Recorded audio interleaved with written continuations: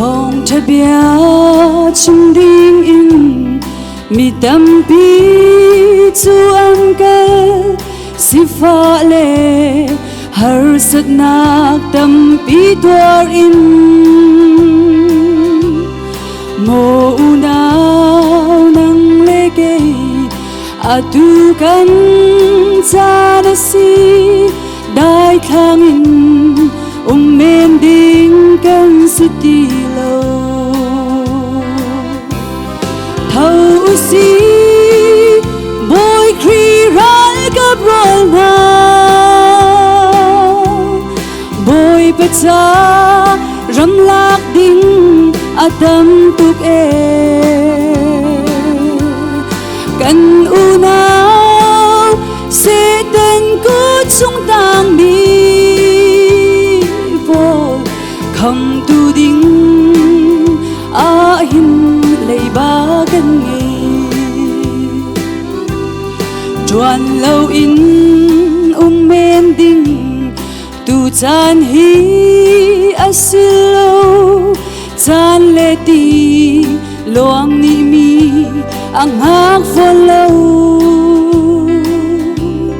kan nun nak men hi chu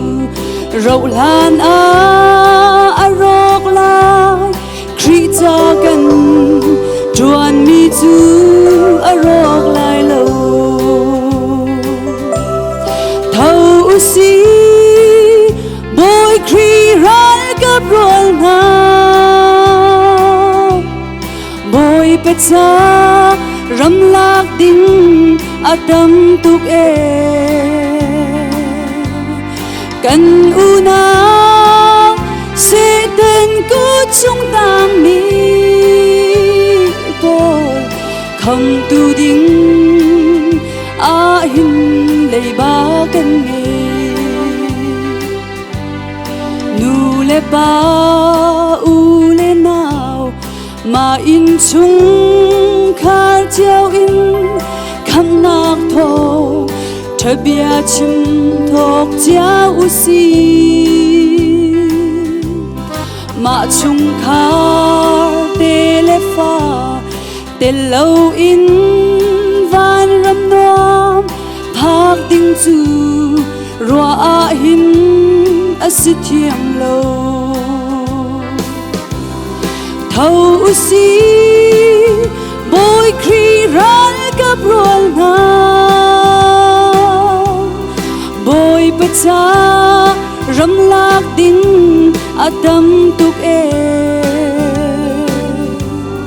kan unaw se ten ko chung tang mi bol không tu ding a hin lei ba kan nge kan phong a tharau tlau kham ding mi an tam pi kan ti kho tok chiao a zum tlak te in chim tu ni chim se lo kha cham tu